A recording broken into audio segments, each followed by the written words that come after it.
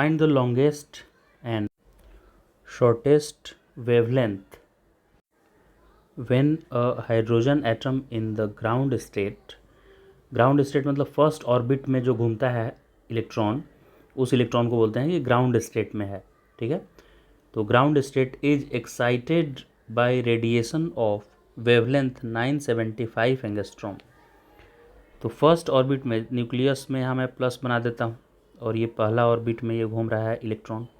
तो इस इलेक्ट्रॉन को आपको एक्साइटेड करके हायर ऑर्बिट में भेजना है, राइट।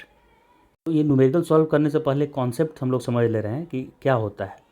जब भी आप एक लाइट को ग्राउंड स्टेट वाले इलेक्ट्रॉन को देते हैं, इस लाइट को मैं इस इलेक्ट्रॉन को दे दिया, तो ये एनर्जी लेने के बाद या तो फर्स्ट ऑर्बिट में आएगा, ये ऑर्बिट नंबर 1 में लिख दे रहा हूँ। अगर इसको उतना एनर्जी मिला जितना फर्स्ट और सेकेंड ऑर्बिट के बीच का गैप था, ये जिस ऑर्बिट में घूम रहा है उसी को फर्स्ट ऑर्बिट बोलना है और इसको सेकेंड ऑर्बिट बोलना है, थर्ड और ये फोर्थ ऑर्बिट है। तो फर्स्ट ऑर्बिट वाले इलेक्ट्रॉन के पास यानी ग्राउंड स्टेट में ये इलेक्ट्रॉन है, इसको जब आप एनर्जी देंगे 975, तो ये कौन से ऑर्बिट में जाएगा वो निकालने के लिए पहले मुझे फॉर्मूला लिखना पड़ेगा, ये कौन से ऑर्बिट में जा रहा है इतना एनर्जी लेने के बाद। तब मुझे पता चलेगा कि वापस उस ऑर्बिट से जंप करके आएगा ग्राउंड स्टेट में, तब कौन कौन सा वेवलेंथ निकालेगा वो पता चलेगा मुझे। मतलब यहाँ होता ही है कि जब आप इलेक्ट्रॉन को, ग्राउंड स्टेट वाले इलेक्ट्रॉन को एनर्जी देते हैं, तो वो या तो पहले ऑर्बिट से दूसरे में चला जाएगा, या पहले से तीसरे में जाएगा, या पहले से चौथे में जाएगा। वो 2 स्टेप वाला नहीं उस कहानी होगा यहाँ की, फर्स्ट से सेकंड में गया तब सेकंड से थर्ड में गया, ऐसा नहीं होगा। फर्स्ट से डायरेक्ट जाना होगा, तो फर्स्ट और सेकंड के एनर्जी गैप जितना है उतना एनर्जी आप देंगे उसको। ये 975 वेवलेंथ के कॉरेस्पॉन्डिंग जब आप एनर्जी निकालेंगे फॉर्मूला से E=hc/लैम्डा से, और लैम्डा पुट करेंगे 975 और ये c का वैल्यू स्पीड ऑफ लाइट और एच प्लैंक कांस्टेंट, तो उससे जितना एनर्जी आएगा वो पहले और दूसरे ऑर्बिट के एनर्जी डिफरेंस के बराबर आया, तो ये इलेक्ट्रॉन फर्स्ट ऑर्बिट से सेकेंड ऑर्बिट में जंप करके चला जाएगा। और अगर ये एनर्जी फर्स्ट और थर्ड के एनर्जी डिफरेंस के बराबर आएगा, तो ये इलेक्ट्रॉन पहले से तीसरे ऑर्बिट में जंप करके चला जाएगा। ठीक है, और फर्स्ट और फोर्थ के एनर्जी डिफरेंस के बराबर आया तो फर्स्ट से फोर्थ में जाएगा, बीच में यहाँ पे या यहाँ पे कहीं पे नहीं रहता है। ठीक, तो 975 के कॉरेस्पॉन्डिंग हम पहले ये निकाल के देख लेते हैं कि ये कौन से ऑर्बिट में जाने के लायक है।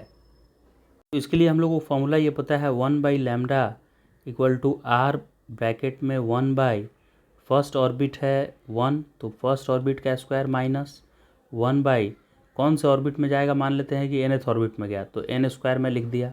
ऐसा हायर ऑर्बिट, यहाँ पे हायर ऑर्बिट लिखना है और यहाँ पे लोअर ऑर्बिट वाले का लिखना है, लोअर ऑर्बिट नंबर लिखना है।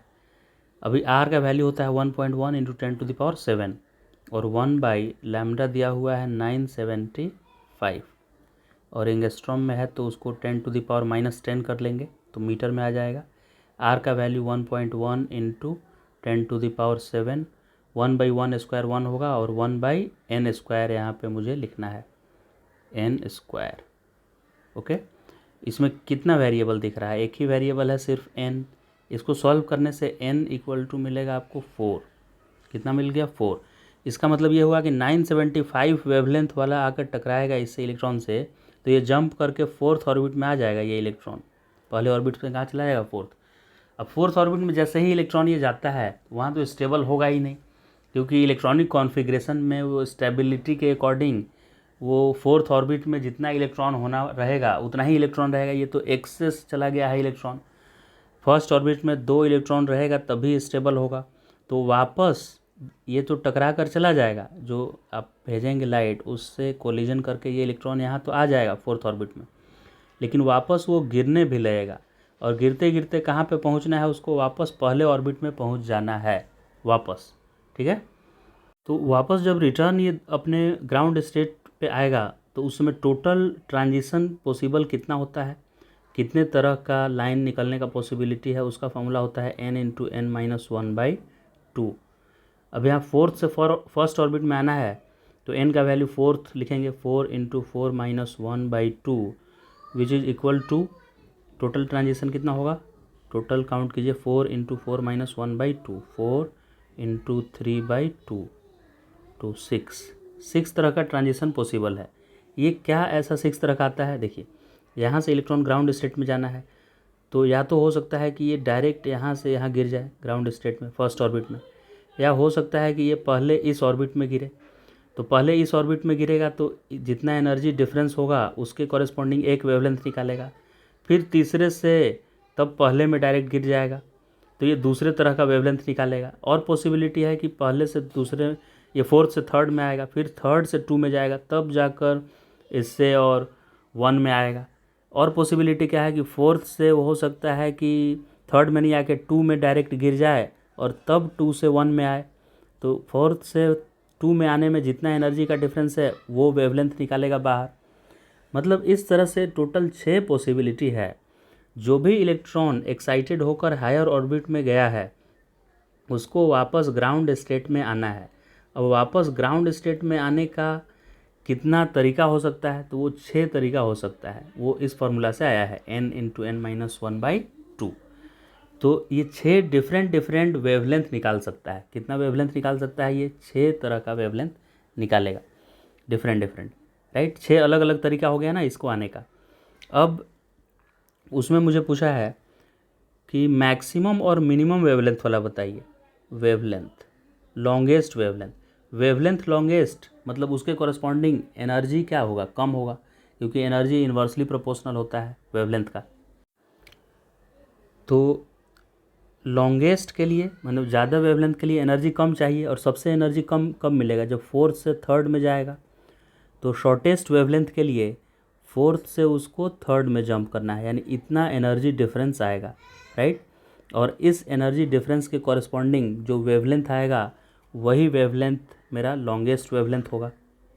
तो फोर्थ ऑर्बिट का एनर्जी का फॉर्मूला पता है कितना होता है, फॉर्मूला या वैल्यू डायरेक्ट पता है तो लिख सकते हैं, -0.85 माइनस थर्ड ऑर्बिट में एनर्जी होता है -1.51। तो ये दोनों एनर्जी का डिफरेंस निकालेंगे तो आया 0.66 इलेक्ट्रॉन वोल्ट, इतना एनर्जी आया। अब इस एनर्जी को मुझे वेवलेंथ में चेंज करना है, तो E = होता है hc/λ। तो hc का वैल्यू होता है 12400, किस में होता है ये, इलेक्ट्रॉन वोल्ट एंगस्ट्रॉम में। और लैम्डा का वैल्यू मुझे पता करना है, और एनर्जी आया है 0.66 इलेक्ट्रॉन वोल्ट। तो ये इलेक्ट्रॉन वोल्ट से इलेक्ट्रॉन वोल्ट यूनिट कैंसिल हो जाएगा, और इधर लैम्डा आएगा और ये 0.66 डिवाइड होगा, तो ये आएगा 12400 डिवाइडेड बाई 0.66। सॉल्व करने पे इसका वैल्यू आएगा, इन दोनों को डिवाइड करेंगे तो इसका 18787 एंगस्ट्रॉम आ जाएगा ये, ठीक है। ये लॉन्गेस्ट वेवलेंथ हुआ। वैसे ही दूसरा पार्ट इसका करना है, शॉर्टेस्ट वेवलेंथ। तो वेवलेंथ कम तो एनर्जी ज़्यादा, तो उसको फोर्थ से डायरेक्ट 1 पे जंप करा देंगे, क्योंकि फोर्थ और 1 के बीच बहुत ज़्यादा एनर्जी का गैप है। तो ज़्यादा एनर्जी का गैप है तो कम वेवलेंथ वाला वेव निकालेगा वो।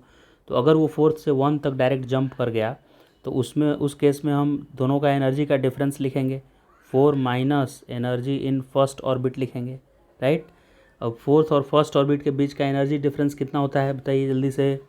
ये सॉल्व करने की आपको ज़रूरत भी नहीं है, क्योंकि फर्स्ट से 975 वेवलेंथ हम दिए थे, तो वो फोर्थ पे गया था, तो फोर्थ से डायरेक्ट फर्स्ट में आएगा तो वापस 975 ही एनर्जी इमिट करेगा। अगर ऐसे नहीं समझ में आया तो आप डिफरेंस भी लिख सकते हैं फोर्थ का और फर्स्ट का। फर्स्ट का तो हमको पता है -13.6 होता है, और फोर्थ ऑर्बिट का कितना लिखे हैं यहाँ पे देखिए, फोर्थ का लिखे हैं 0.85, तो -0.85 इन दोनों का डिफरेंस निकालिए कितना आ रहा है, यह रहा है 12.75 इलेक्ट्रॉन वोल्ट। अब इतने एनर्जी को आप hc/λ लिख देंगे, तो 12.75 = hc/λ। hc का वैल्यू 12400 लिख दीजिए, तो 12.75 = 12400 डिवाइड बाई लैम्डा का वैल्यू अननोन है। अभी ये इलेक्ट्रॉन वोल्ट एंगस्ट्रॉम में है, ये भी इलेक्ट्रॉन वोल्ट में था, इसे ये कट गया। तो एंगस्ट्रॉम में आंसर आ जाएगा, लैम्डा इधर जाएगा, तो 12,400 को 12.75 से डिवाइड करिए, कितना आ रहा है बताइए जल्दी। तो इसको डिवाइड करने पे आ रहा है 972.5 ऐसे आ रहा है। तो ये लगभग वैल्यू लिया है, 12,400 क्या है, अप्रोक्स वैल्यू लिया हुआ है सिंप्लीफाई करने के लिए। तो 972.5 वो 975 के करीब आंसर आ रहा है। तो इसका एग्जैक्ट आप कैलकुलेशन करेंगे तो 975 आया।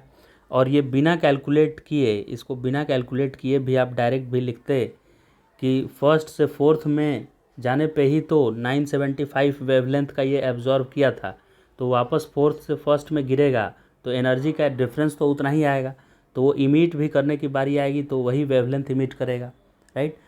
तो इस तरह से लॉन्गेस्ट वेवलेंथ का आंसर हमारा आ गया 1887.87 एंगस्ट्रॉम और शॉर्टेस्ट वेवलेंथ आ गया 975 एंगस्ट्रॉम।